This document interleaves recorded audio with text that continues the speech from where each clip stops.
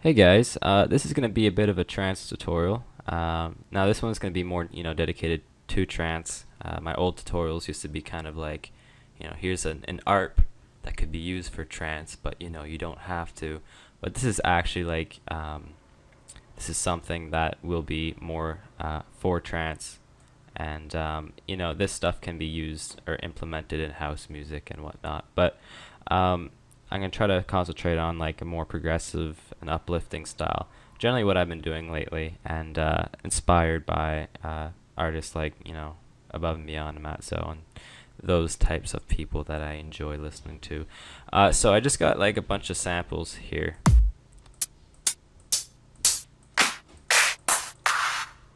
And they're all pretty much the basics from VC 2 and 3.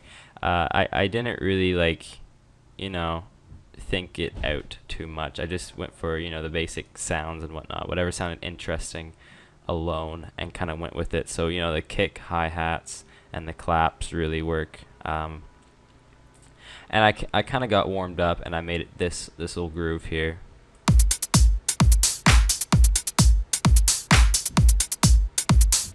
Now we're going to expand with that, but just take a look at what this kind of rhythm has, right? So it has a continuous kind of hi-hat sound to it.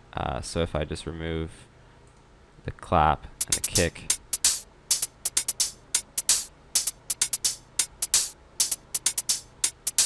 so it kind of sounds like the hi-hats are kind of always going, but there's also stops. You know what I mean? There's silences and things like that. If you look here, there is two steps where there's really nothing playing.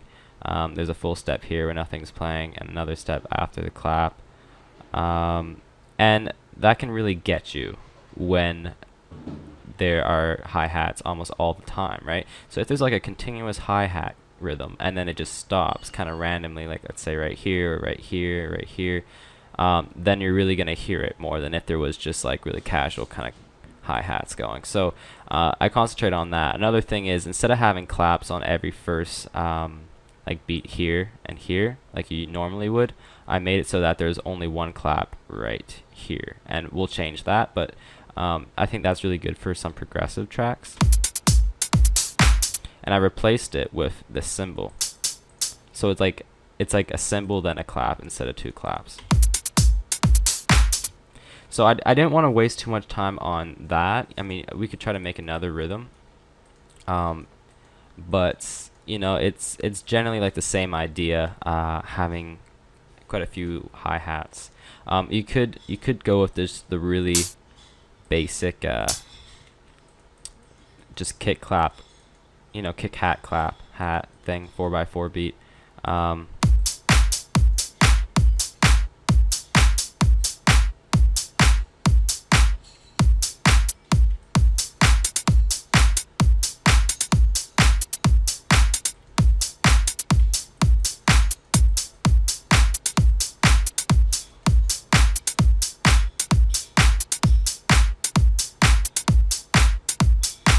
I mean, that's totally fine. I mean, those kind of rhythms are really useful for a lot of that progressive stuff. And it's really up to you. I think that's all based on your style.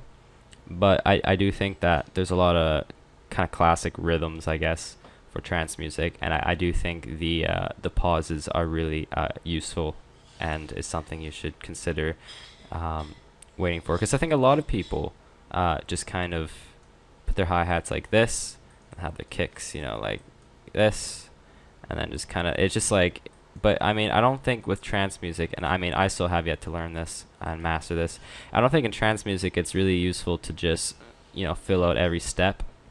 I think it's useful to have silences and whatnot. Anyway, I'm rambling on way too much about this. Let's start with the EQing. I'm probably just going to cut this, but I'm just going to link all this crap to the mixer. And there's no guarantee I'm going to use every sample here. I might even go get some more. But, it's really just me fetching out the basic sounds. Because, I mean, in trance music, you know, it's generally, I mean, I guess there are a lot of original kind of sounds that here and there, but I mean, generally speaking, for trance music, it's the classic cliche stuff. Um, and that's another thing. See, I can't just say trance music, because if I say trance music, I could be referring to so many different things. Because you know, trance has come a long way, and it's changed so much.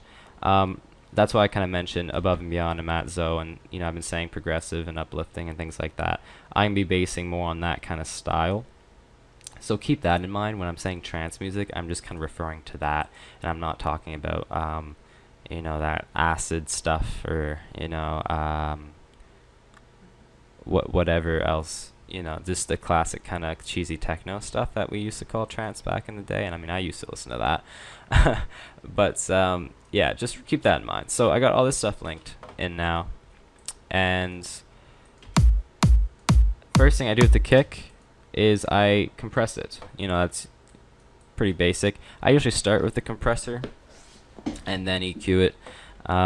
So as you can see, it's going up to like -8 decibels, so you know, we'll have to go further than that. And I just kind of keep on bringing down the threshold. And oh, by the way, you could do this with the limiter. I'm just going to do it with the compressor. I think it's just, I don't know, I'm used to it. But I'm going to keep on bringing down the threshold until pretty much all I really hear is like that click. Now this does depend on, you know, the type of kick you have, but what I'm concentrating is that click.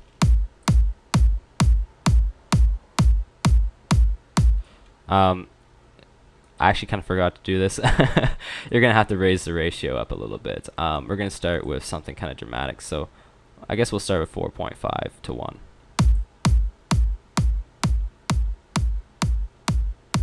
So as you can see, the bass end kind of turns down, and then you can really hear that click very well. So we're going to keep it there, and then that's when we're going to have to bring in the gain so that it comes back to -8 decibels, which is where it initially was. In theory, anyway. I mean, I'm not sure if I mean, I only got like the basic concept of compressors down anyway, so.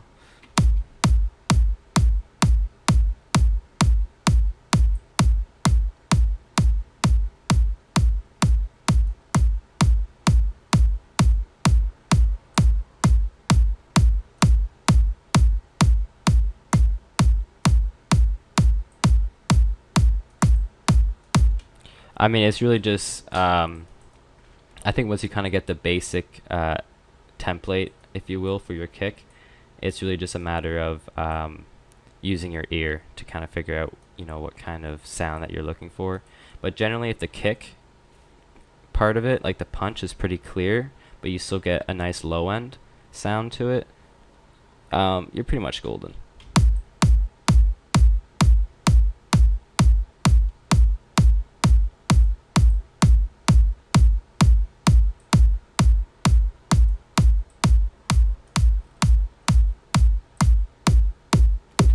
If you listen here, it just sounds like just noise, so I'm just going to bring that down. And when everything's playing together, what I kind of want to hear is, you know, that. So I'm going to bring that up a bit. Or more so this end here. You don't want it to be too high.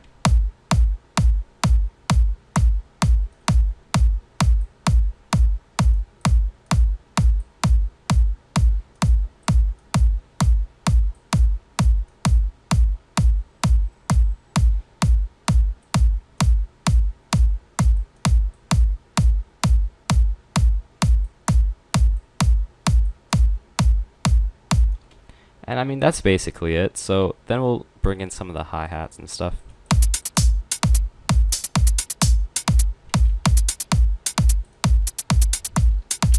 Now the thing with hi-hats is, you know, some people disagree with me doing this at the beginning, but I like using the stereo enhancer, okay? And I tend to like to spread it out. So stereo separation, move it to the left, right, towards the plus sign. And then I mess around with the phase offset. I usually put it on the pre.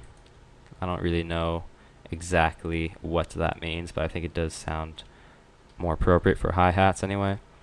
And let's say, since I have like these two hi-hats working together, these two right here, I'm gonna have one kind of come out of one end and one out of the other. Now I'm kind of starting to notice that like this one's working quite a lot more. It's coming in quite a lot more than like this one, so it might sound a little bit weird, but you know, it's all experimental. So let me see. I'm gonna move this one to the left by, I don't know, 13 milliseconds.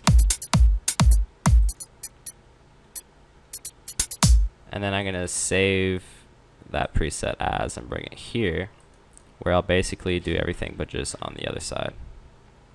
So 13 milliseconds to the right. And if that's too much, and I think it kind of is, I'll just, you know, you can just turn it down a bit. So 9.2, 9.2.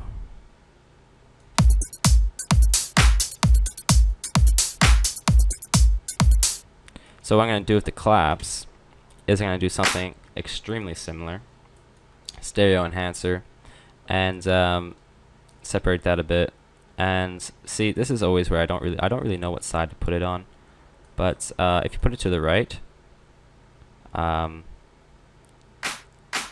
it'll come out of the left side first, and then it'll like bounce back to the right, and then it's just kind of backwards if you put it on the left side. So yeah, I think I'm going to make it so that it starts off on the right side and then bounces back to the left. But you could always invert this. So I'm going to make it 13 milliseconds. And you could also hit left to right here, invert. I found this is easier to do with actual stereos, preferably like monitors, but I have to record with my headphones, so I will have to go over this and see how it sounds. But I guess I'll just kind of leave it there for now.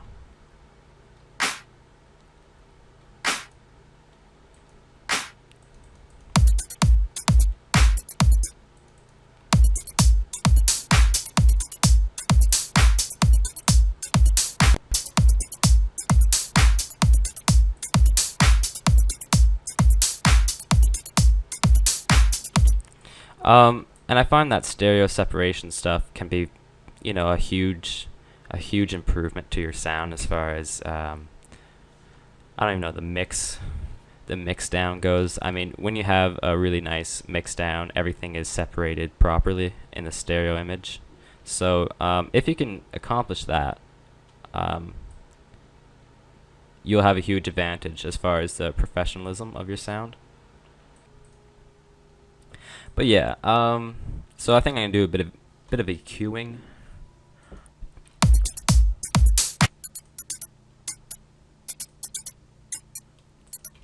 Actually, that's pretty good.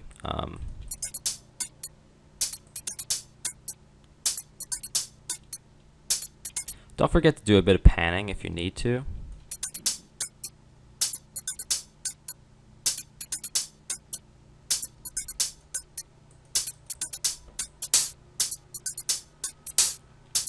And some things you want to keep really mono, so mono would be kind of moving it to the minus side on the right here on the stereo separation.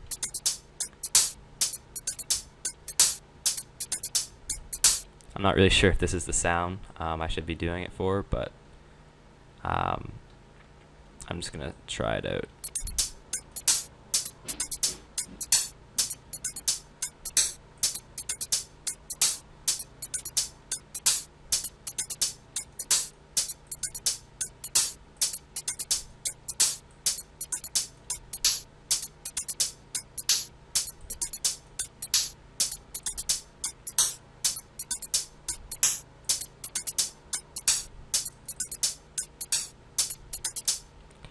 Yeah, I think it sounds better without the offset there.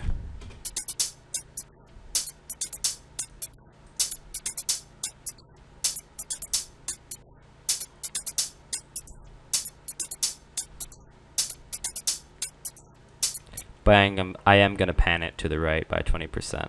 And if I am tripping on my words, that's because I got both headphones in. and I can barely hear myself if I don't move one to the side of it. So I'm kind of like unsure. I almost feel like a deaf person. Um, uh, Not trying to insult any deaf people though. I wish I could learn sign language. Oh my god. Um, if you guys know sign language, make some tutorials on that and I'll watch it.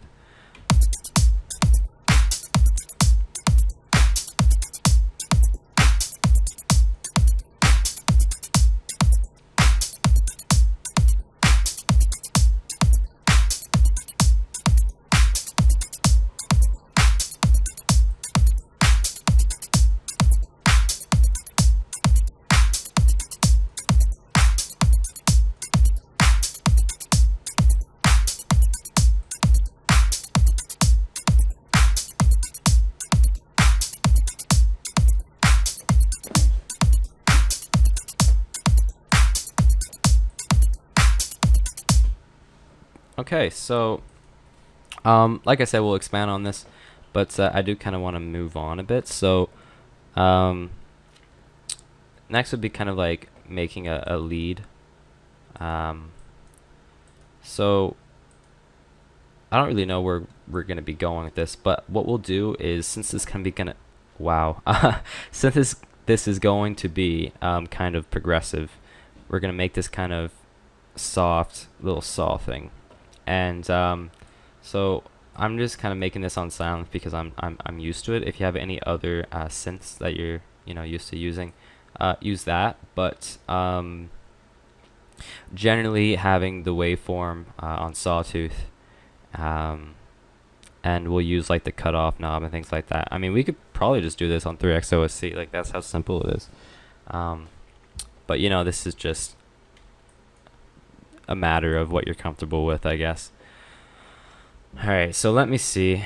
I am going to mess around with this like phase knob here, because I think you can really get some interesting sounds when you got a sawtooth over a sawtooth like that. And then maybe we can invert it and see what that sounds like.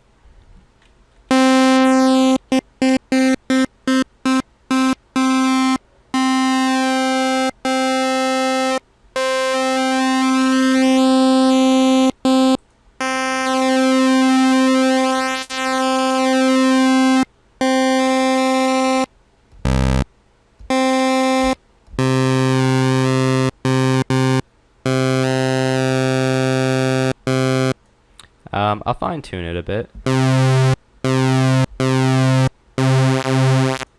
Actually, no, I won't.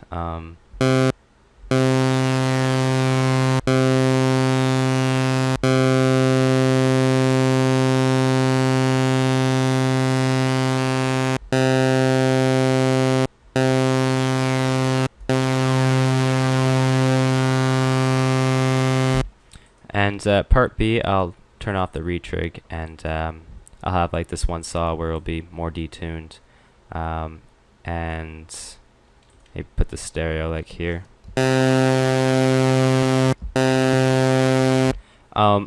Some people have been asking for instructions on how to make synths and stuff like that. Don't worry, tutorials like that will be coming out eventually here. Don't even worry.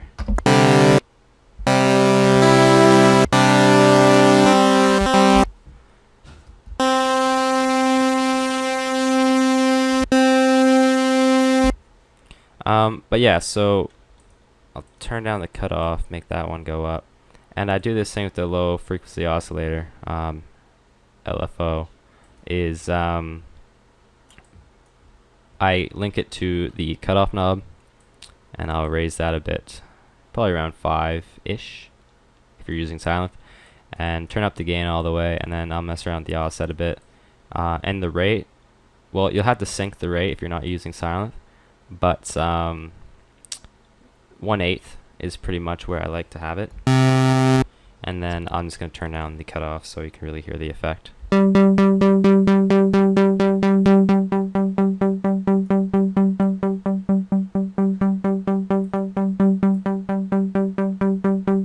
It just kind of sounds like that. I quite like it, actually.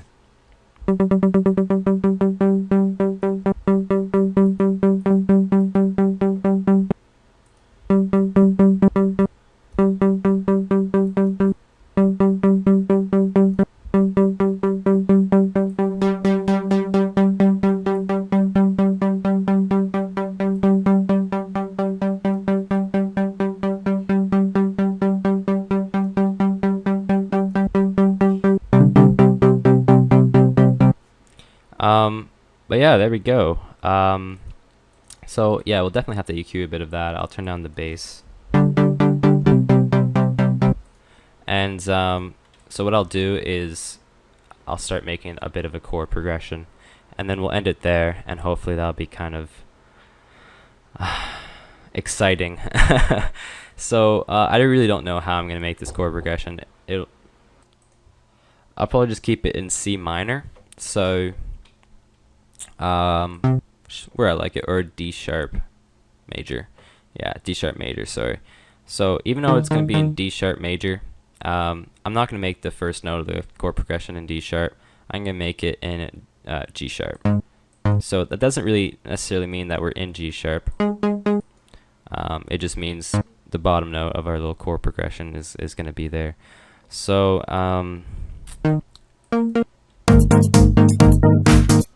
see that right there, one of my favorite chords ever. Sounds a little bit like, you know, you can really hear that low end, and I really hate that, so we might have to transpose that up like higher, for instance. But or we could just EQ it out. I mean, maybe that might sound good.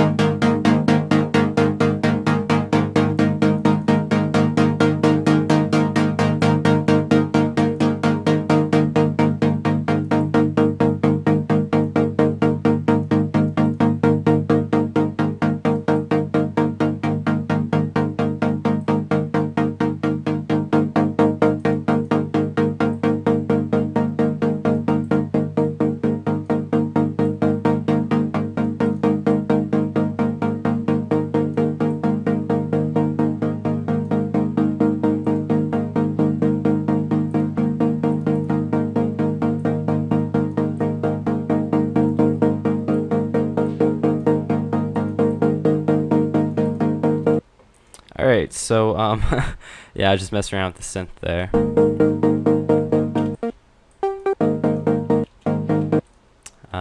And we'll have to raise polyphony.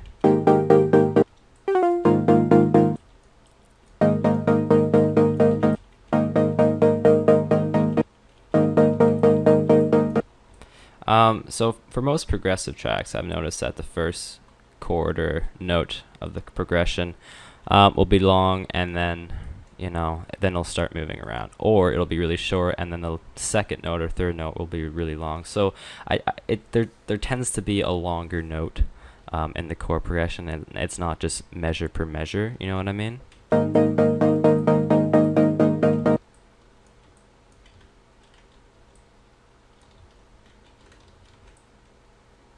So we're gonna go G sharp, C, and then back down to B flat, or A sharp, kind of like fast.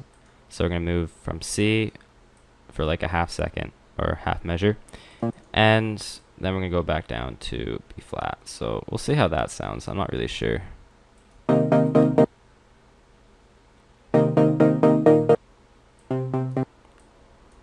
I really want it to be like a quick change.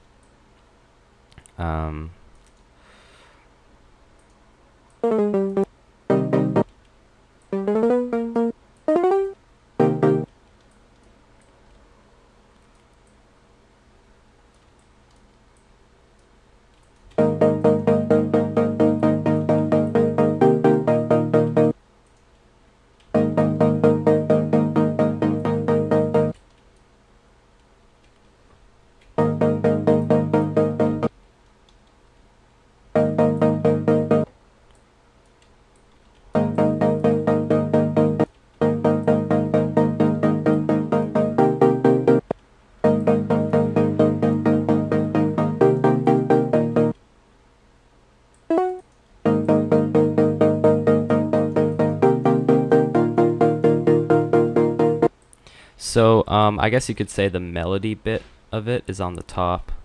These two notes are kind of like intervals. They do manipulate the overall sound of the chord, and these would be like the bass line notes. So if you're making a bass line, you'd be using the bottom notes down here.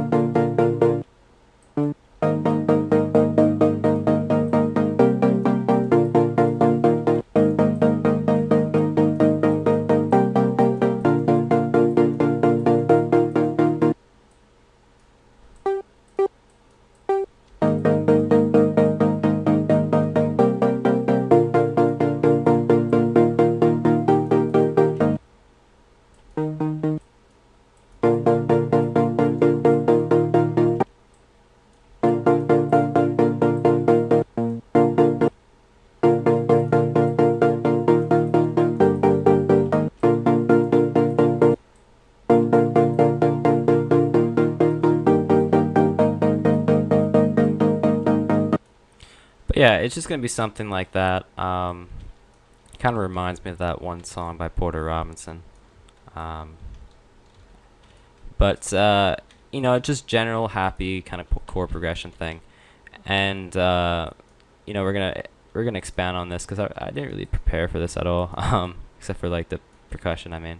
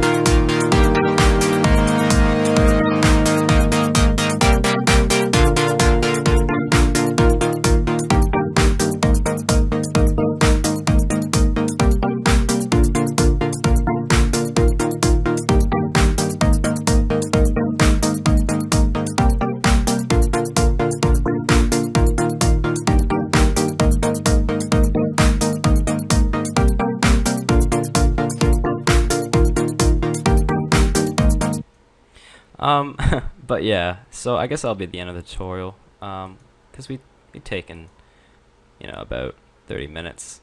I mean, I've taken 30 minutes of your time, so sorry about that. But I hope this was helpful, and we're gonna keep on working on this. We're gonna make it a lot larger than it is now. Like, we're gonna probably make this 8 bars, and then I'm not sure if I'm okay with this chord progression. It sounds too I don't even know, maybe a little too happy, like housey happy. if that's possible. Anyway, I'm gonna let you guys go. This will be in the description, so download the FLP for this, and I'll catch you for the next one. I guess you could call this a series, but it will be kind of like a follow-up video for this, and I'll probably keep going if you guys like it. So let me know if you guys do, and yeah. So thanks for watching, and you guys are great.